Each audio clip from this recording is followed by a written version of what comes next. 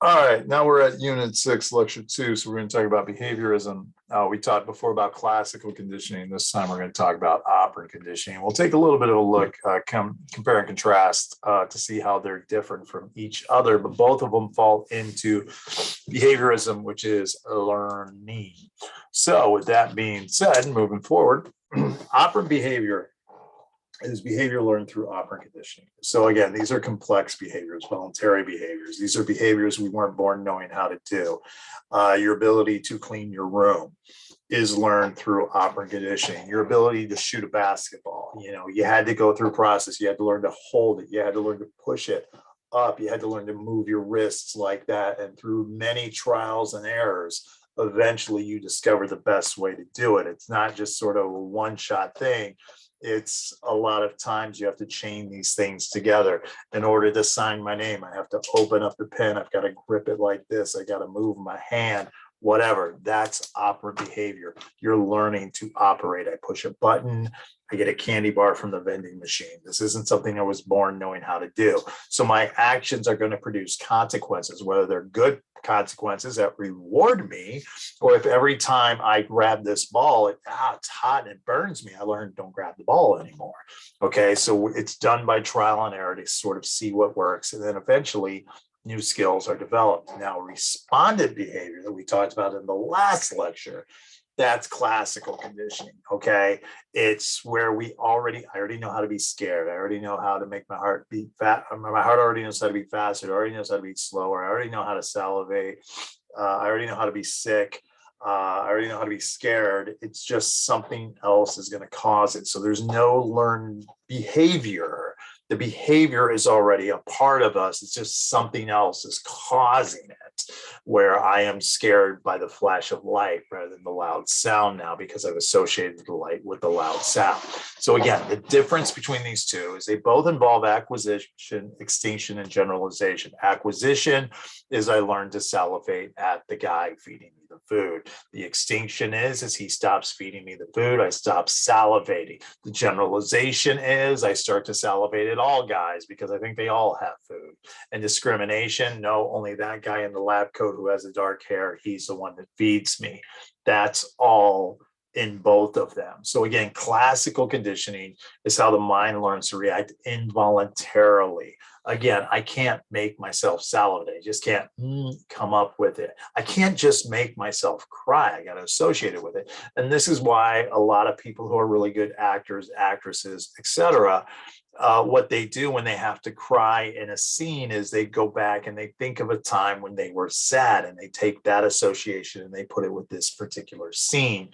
Operant conditioning, on the other hand, is voluntary behavior because I know that I'm doing this behavior because either I'm going to get something good or I'm going to get something bad. It's going to be a reinforcement or it's going to be a punishment, positive, negative reinforcement or positive, negative punishment. And by the way, what you've always known as being a negative reinforcement, we're going to blow that out of the water here in a few minutes. So where did operant conditioning come from? So again, it's always been around. It's like saying Sir Isaac Newton came up with gravity like we were floating before then. It's always been around. It's just somebody put pen to paper. Operant conditioning is a type of learning which is strengthened by a reinforcer or it's diminished by punishment, one or the other. I'm going to continue to do it because I'm getting something, or I'm going to stop doing it because it's something that I'm getting that I don't want to be getting. Thorndike in 1898 is the first guy who came up with it. He put a little kitty cat in a puzzle box. Cat in the box. Okay, put the cat in the box, and eventually the cat becomes hungry. So you put a little dish of food outside of the little kitty cat box, but now the kitty cat's stuck in the box. So the kitty cat does what kitty cat does, and he scratches at the window, he scratches at the door, scratches all over the place. Nothing's happening. So now he's getting a little frustrated. He's getting more angry. Let me try to scratch on this. So it's trial and error. I'm trying all these different things. I try meowing. No one's opening it. That doesn't work. So now I push this little lever, and I notice when the kitty notices I push a lever, this rope moves, and there's a sound, and the sound's happening over here. Push a little more, coming up a little bit more. Push it all the way. Door opens. Boom. Come out and get my food. And that's what the kitty cat does. Now let's assume that it takes a kitty cat about 15 minutes to do this. That is classical conditioning because my dogs are excited because someone's at the door and they're barking. Also could be a little bit of operant conditioning because they've learned that when strangers come, it's very exciting. So not quite sure what that is, but let me check on that real quick. Real quick. Oh, I guess they stopped. I want to get up here to pause it. So anyways, now that I've got them calmed down, the excitement that my dogs had because someone was at the door, they've associated someone with the door with excitement. So that would be classical conditioning. The operant conditioning is the barking. They don't have to do that. It's kind of a voluntary reaction. Back to the kitty cat in the box. Let's say it takes them 15 minutes to get out of the box. Now, if I put the kitty cat back in the box, lock up the box, put the food out again, the kitty cat gets hungry. Will it take him 15 minutes the next time to get the food? We'd hope not. We'd hope that the little kitty cat learns how to go open the door and get the food.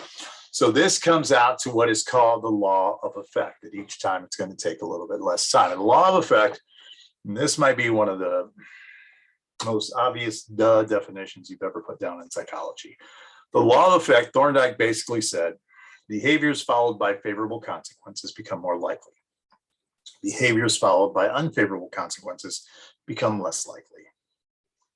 This is one of those moments you're like, where a lot of people are like, well, am I studying psychology? It's just so obvious. This is kind of obvious. It's kind of obvious. Of course, when something is followed by something we like, we're more likely to do it. And when something is followed by something we don't like, we're less likely to do it. I walk through a door and people say surprise and hand me a birthday cake and present. I'm going to walk through that door more often. I walk through a door and a bucket of crap falls down on my head. I don't think I'm going to walk out that door anymore.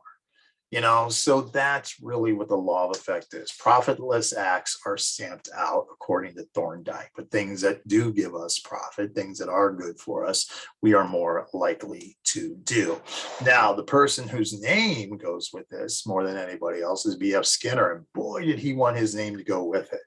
In the way that the people who follow psychoanalysis are known as Freudians, he was making a push in the 1950s to get behaviorists to be known as Skinnerians. But B.F. Skinner, and I don't know if the road off of Telge is named after him or not. No, it's not off of Telge. It runs parallel to Telge. It's off of Spring Cypress. But anyways, to 290.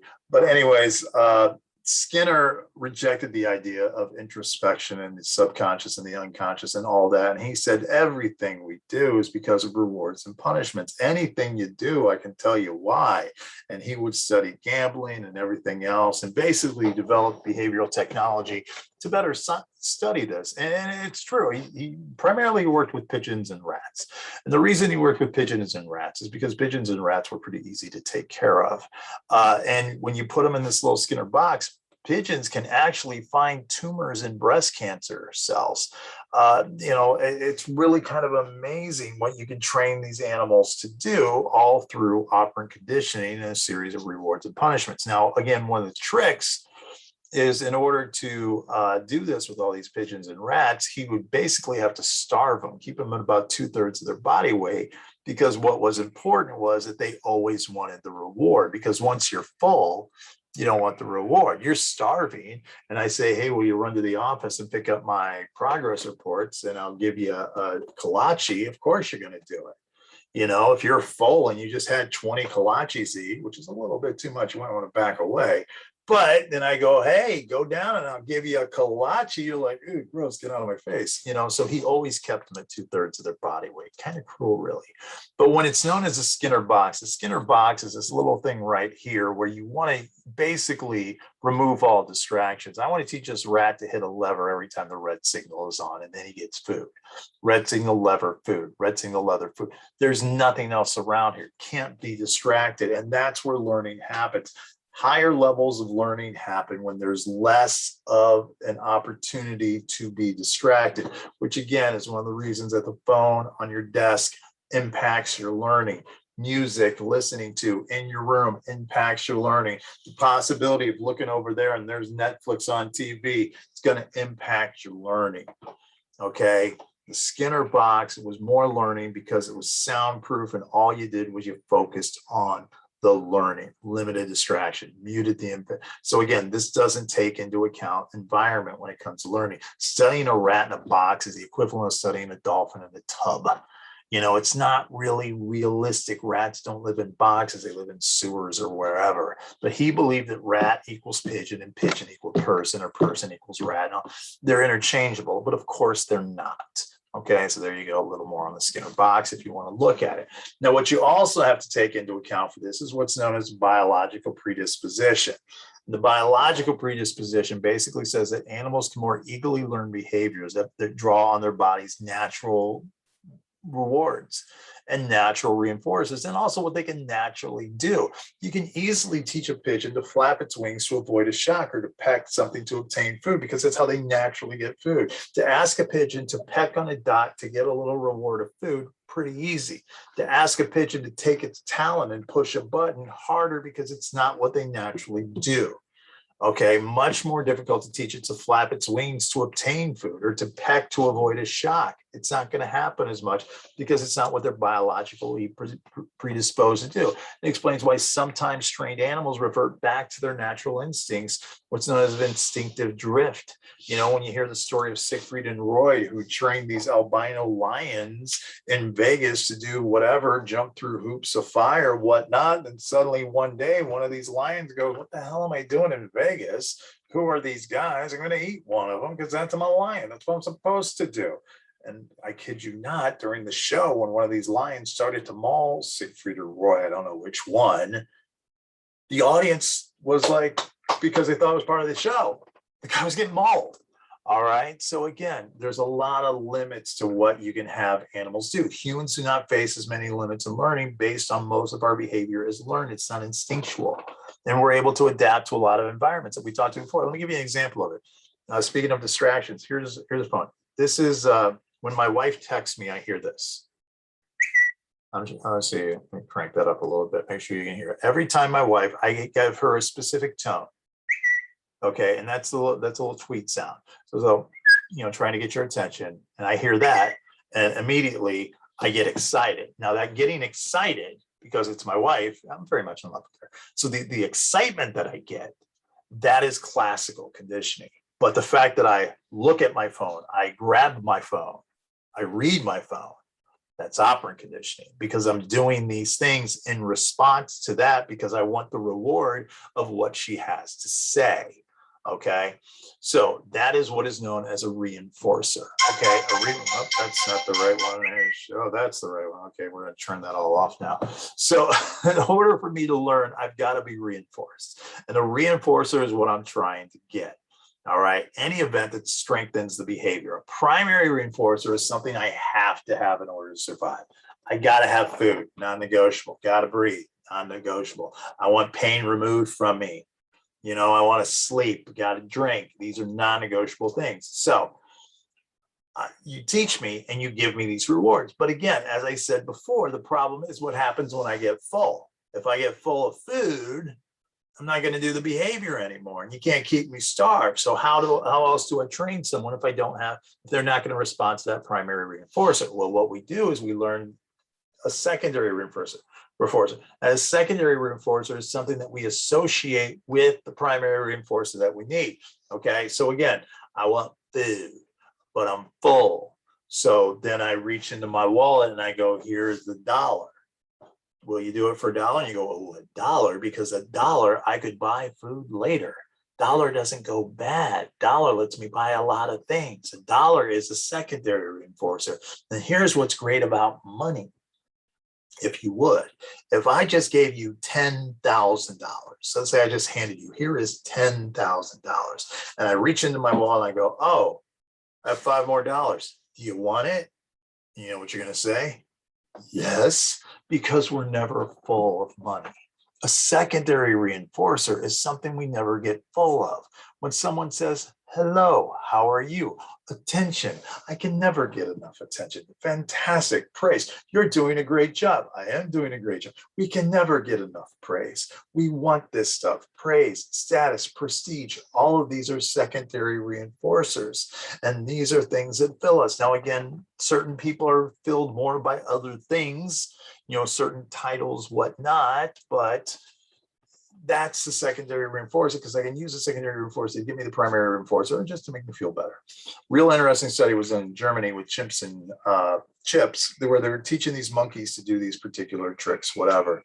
But then again, the monkeys were getting full. So they go, well, let's give them tokens and let's teach them to work a vending machine. And then you could teach the monkeys longer, because the monkeys not only learn, hey, I can get the peanuts and the juice and the whatever I want, but also I can get the tokens and I can save the tokens and I can use the tokens later to give me the peanuts, the bananas, and whatever else that I want to get.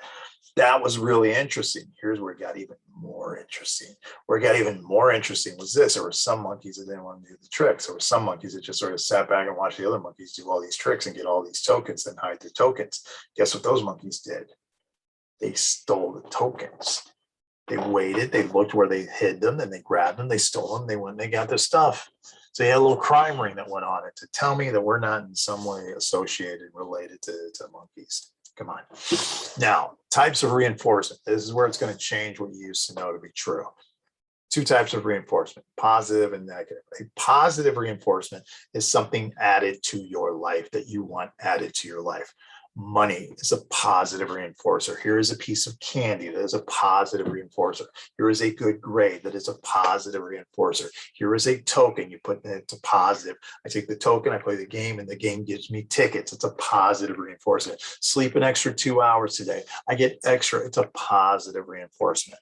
So a positive reinforcement, this is just math, is something added to my life that I want added to my life. Now, again, extinction happens when the reward is withheld. If I give somebody a piece of candy every time they do something good and I stop giving them the piece of candy, they may stop doing the good behavior. As a matter of fact, the person may become very aggressive towards that. And we'll talk about the schedule of those reinforcers in the next lecture. All right. Positive behavior will eventually stop because the reward is no longer in play. So sometimes you got to learn not to do it for the reward, but to do it for just the gratification of doing it. Now, here's where it gets a little bit off. Negative reinforcement. Negative reinforcement is something taken away that you want taken away. Here's where you've been confused all your life. You know, I got grounded. That's such a negative reinforcement. No, it's not. It's a punishment. You know, I got yelled at. That's a negative reinforcement. No, that's a punishment. You don't want those things. A negative reinforcer is I'm taking something away from you that you want taken away from you.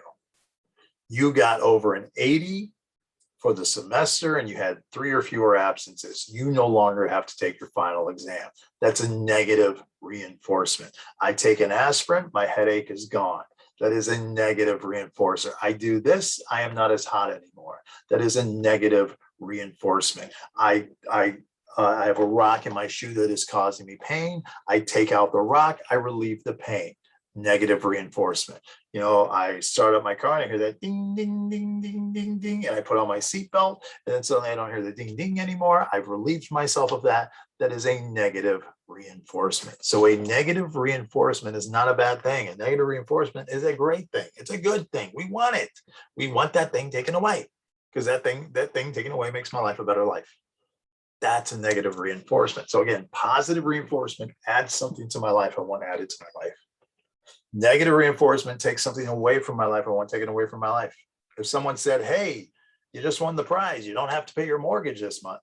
That responsibility is taken away. That's a negative reinforcement. You don't have to do the dishes tonight. Negative reinforcement. I want a negative reinforcement. That's good stuff.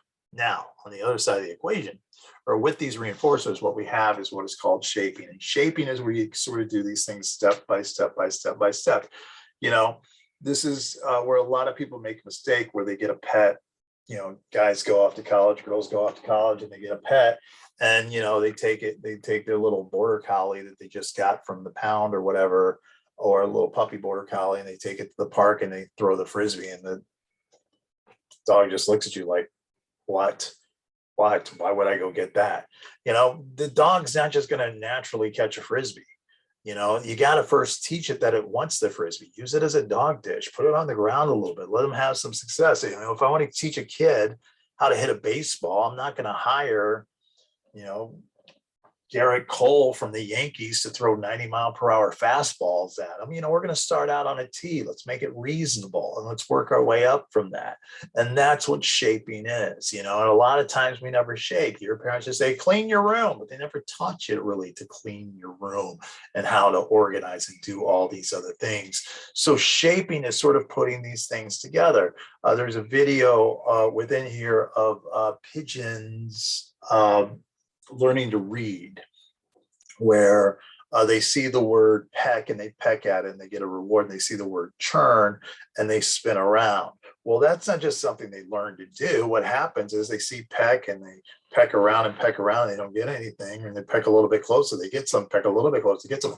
It's like that game Warmer Colder, when you hide something and you walk towards it, and they're like hotter, hotter, and you walk away from it, colder, colder. They're shaping you to go to a particular place.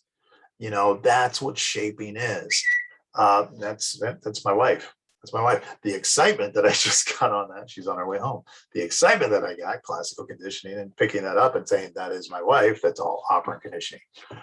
So again, most complex tasks take a little bit longer. Teaching a pigeon to churn around, you put the word churn on there instead of peck. They peck at it, they don't get anything. So they go, well, what's this about? And they start to churn a little bit and you give them a reward. So they churn a little bit again and you don't give them as much of a reward. So you like that. And you churn a little bit more. You keep doing it, you keep doing it, you keep doing it. And it teaches what a nonverbal organism can and cannot perceive. The reason that we know that dogs know certain colors is all by this sort of rewards and punishments and everything. So all this shaping occurs, classical or operant conditioning, by acquisition, extinction, generalization, and discrimination. Operant conditioning, not really so much with spontaneous recovery. Now, again, the pace of rewards is also very, very important. As we're shaped by rewards, the more that we get them, the less pleasure we derive from them. The reward sort of gets played out. You teach a monkey to push a lever 10 times to get a raise. When he gets a reward, he gets a hit a dopamine. Let's say 10 units of dopamine. Yay, he's excited. Next, the monkey pushes a lever 10 times and suddenly rewarded with 2 raisins. So he gets 20 units of dopamine. And as he continues to hit the lever and he gets his 2 raisins, his dopamine goes back down to that 10 units that he was getting with 1, because it's the same. So it's just bigger, but it's the same thing. So when his reward is back to the original single raisin, he's now disappointed. He's not getting 2 raisins, so he drops down to a 5. So again, we get spoiled by something, and then we get the same thing that we had before, and we're not as excited about it. You went out on a great date and you're not as happy with the normal dates that you go out on. This is what's also known as habituation. Things are never as good as the first time. The student who always gets high 90s on a test not only gets upset about a test in the low 90s, but they get less joy out of the high 90s because now it's work. It drives us more to try and recreate the first joy, and we're overconsumed. Although we'll never reach it again. The magic of that first love, we're always comparing it to others, which means no joy. The impact of the first, you're never as high as your first high. You're never as drunk as your first drunk. And this is why people cannot enjoy life without drugs when they become addicted, because they're always chasing that first one. The reward goes down and it changes our behaviors in a lot of ways. Now, on the other side of this is punishment. Punishment is where we're trying to decrease behavior. It's the opposite of a reinforcer. It's something we don't want. Okay. These are my dogs that I had a few years back. Their names are, that's Skippy and that's Elvis. I look at them, I just miss them. And this is when they're being bad. And when they were being bad, they were put in what I call public tortie. That was their punishment. Okay. And studies show that punishing norm violers, especially perceived as jerks, we kind of like punishment. We like it more because they're getting what they deserve. We like it even more when we're the ones dishing it out, because we're rewarding ourselves, because we're like the cops, we're keeping society in order. A couple of types of punishment. There's a positive punishment where you add something to someone's life, and there's a negative punishment where you take something away. And again, you're adding something they don't want added, or you're taking something away they don't want taken away. Okay, a positive punishment, you could be getting yelled at. You could be getting punished physically. You could go, well, here's extra chores. Here's an extra assignment. Now you got to run laps. So the coach tells you whatever. That's something added to your life you don't want added to your life. It's a positive punishment. A negative punishment is something taken away that you don't want taken away. Your parents take your phone away. It's a negative punishment. You're grounded. It's a negative punishment. I can't just go wherever I want to go now. You lose some freedoms. You lose some whatever. some rights. That's a negative punishment. Okay. Now, the problems with using just punishment for learning, most learning, it should be a series of rewards and punishment. It can't be all rewards. There's got to be some punishment. But the problem with just using punishment, it doesn't necessarily guide you towards a desired behavior. It simply tells you what not to do. Reinforcement tells you what to do, but punishment simply tells you what not to do. So if all you try to do, if I get home and my dog has peed in the house and I'm like, why would you do that? And then the next day they poop in the house. Why would you do that? And if all I do is yell at them when I see pee or I see poop, I'm now teaching my dog they're not allowed to go to the bathroom, because all I'm doing is punishing them when I discover it. So now they're going to try to hide and put it somewhere else. What I got to do with the dog is I got to shape the behavior by taking them outside on the leash, whatever, wait for them to squat. And at that moment, go, that's a good dog, and reward them with praise or whatever. They need to know what the good behavior is. If all you're doing is telling them what's wrong, they're going to think nothing's right. Also gets confused when the desired behavior is used for punishment. You got to clean your room. You're in trouble. You're in trouble. That's it. I'm tired of you. Go upstairs and clean your room. Well, now I've just taught you that cleaning your room is punishment. Teacher, I'm sick of this class. You guys are not paying attention. That's it. You've got 20 math problems that you have to do tomorrow. You're now teaching me that math is punishment. It's punishment. Why would I want to do? Why would I want to do punishment? When the coach tells you to run laps, you're now telling me that conditioning is punishment. And this is a bad thing. So I'm learning not to like conditioning. I'm learning not to like math, because this is associated with bad behavior. Punished behavior is not forgotten. It's only suppressed. The behavior returns when the punishment is no longer intimate. When your parents don't swear in the house because you're just bad, and they don't tell you why you're bad. You just learn to avoid them. Your parents who washed your mouth out with soap because you cursed when you were 6, you probably still curse. You just don't do it around them. So again, you didn't change your behavior. They got to sit there and talk to you about why that's a bad thing, whatever. May cause increased aggression by showing that aggression is an effective way. If I tell my child, do that, if you don't do that, I'm going to beat the crap out of you. What have I just taught my child? How do I get people to do what I want them to do? Threaten to beat the hell out of them. Well, guess what Junior is going to take to school now? Little lesson. How do I get Tommy to do what I want? You do that, I'm going to beat the crap out of you, just like Daddy taught me. So you're basically every bully on every campus I can trace back into that family tree. So it encourages that. Some argue that those that are spanked already had the aggressive temperament, so it's not the spanking that causes it, but it doesn't help. Also, it creates fear that can become generalized and then interfere with desirable behaviors. You're not sure why you're being punished. You're not sure what your teacher's going to do. There's no consistency there. So again, now I fear all of school. Now I fear all of assignments, and it becomes some learned helplessness. So what you're looking for is a combination of punishment and reinforcement that's much more effective than just one or the other. Now it gets confusing because some people will stay with abusive people. And you're like, why are you staying with that person? They're so bad. Because what happens is you get beaten down so bad. And I'm not saying physically beaten down. It can be verbally beaten down. You got a guy who's always yelling at a girl, and I know we're always making the girl the victim. Girls can yell at guys too. Let's make it that way. Let's say you've got a girl who's always yelling at this guy. You're just an idiot. You're just a jerk, and you're just so bad, and whatever. And she yells at him at a level of a 10. And then the next day she's always like, "Oh, you just bother me." And it's only to a 5. And he goes, "You know what? That's not so bad. 5. Just bother. That's actually pretty good." And you get a little dopamine rush. She's not yelling at me that much today. Pretty good. She only insulted me twice. So I'm actually excited that I've only been insulted twice. I haven't been insulted to a level of 10, just a level of 3. I can handle a 3. And this is why people will stay in abusive relationships. There is a joy when a child gets beaten with a belt 5 times when they're used to getting beat with a belt 10 times. That was only 5 times. That was so bad. And there's a joy, there's a dopamine rush, and it really messes us up. And we look at that less abuse as love. And it's really, really confusing. Averse conditioning. Averse conditioning is where things are trying to teach you something that I don't want. A couple of types of averse conditioning. All right. One is what is called escape conditioning. Escape conditioning means that the bad thing is happening. I need to get away from it. You got the dog right here. The shock is on the ground. That hurts. Let me escape from it. We're in an argument and someone leaves the room because I don't want to hear the argument anymore. I just want to get out of here. I just want to escape it. I just don't want anything to do with it.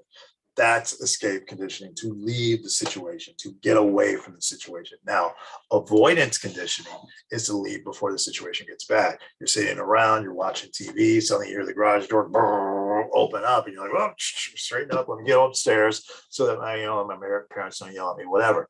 That's avoidance conditioning, to not even get to the head and get to the conflict situation. I'll give you an example of this. I'm not proud of this. I'm a child. My wife and I were out grocery shopping, and we're in the frozen food section, whatever. And I hate Brussels sprouts. I hate them. I just hate them. They're little intense cabbages from hell. I do not like them. I've associated them with the times when I was 7 and I had to sit there, but you're going to finish that or you're not going to bed. No, I just don't like Brussels sprouts. And I'm at an age now where I don't want to eat them. I don't have to. There's other options. So my wife and I were at the grocery store. She reaches in the frozen food section. She pulls out. I go, what do you got there? She goes, Brussels sprouts. And like a child, I start to go, oh, like a child. And she goes, whatever. And she puts them away. That's avoidance. They're never going to get on my plate. I don't have to deal with the situation. I just have to act like a 7-year-old.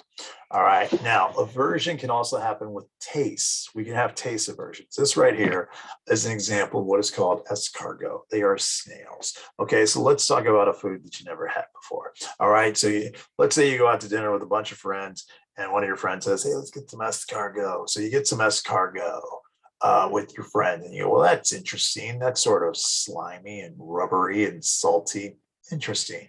And then whatever, you have some steak and you have some salad, some dressing on the salad, maybe a little side potatoes or whatever. You have some iced tea, and you go to a concert that night, you hang out with your friends, whatnot.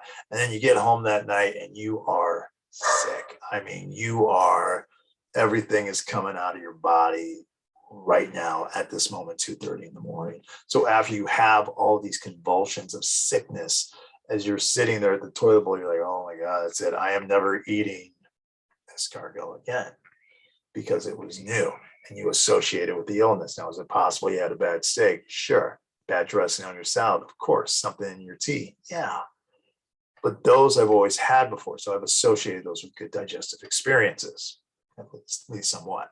The escargot was new. This caused me to get sick. So if someone just says, hey, you want to get some escargot, you're already reacting. Just the smell, you're already reacting.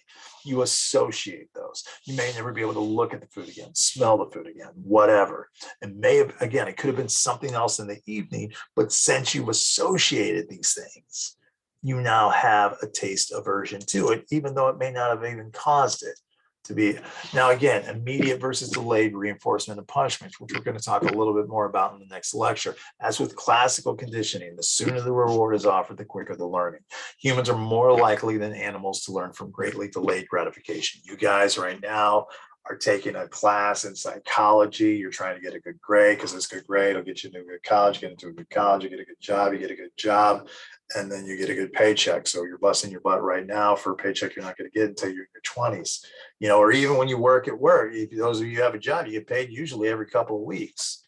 You get a trophy for a championship, but you got to put the work in. And that may not come at the end of the season. It may not even happen. The marshmallow test that we talked about before, all these are delayed gratification. And although later gratification is worth the investment, our tomorrows are not promised, which is why some people will abuse substances. Some people eat the fatty food. Hey, I may die tomorrow. I eat a big sandwich, who knows? I may get hit by a bus tomorrow. And if I eat a big sandwich with a lot of fat, maybe I bounce right off of it. You only live once, YOLO. Because you don't think about that. And the younger you are, you tend to do that. As with rewards, when punishments are not immediately paired, sometimes this is confused for what it's for. When there's not that consistency, when your parents punish you sometimes for something, but not all the time for something, learning becomes harder. And finally, the journey can be more rewarding than the prize ever was. As you work towards a long-term goal with delayed gratification, the closer you get, the higher the reward overall. Working towards a degree, completing a video game, etc.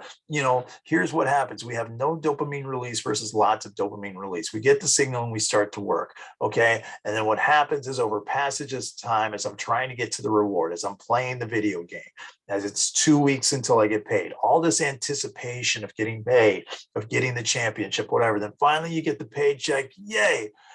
And it's not as great as what you thought it was. You know, a lot of times when people win a championship, you see LeBron James win a championship, a lot of times it's just relief because it was so expected. You know, graduation for a lot of people is a relief. You got an A on the test, so it was a relief. You know, but it was all the dopamine of the rush up to it, that the reward isn't usually as exciting as all the anticipation. Am I going to get an A? Am I not going to get an A? Am I going to pass? Am I not going to pass? You know, you don't know. You don't know what's going to happen. And again, so sometimes the gratification is so delayed, we will never see it because it happens after our death. The sacrifices I'm making right now are going to help out my children when I'm off this planet. Someone's getting that pinball machine.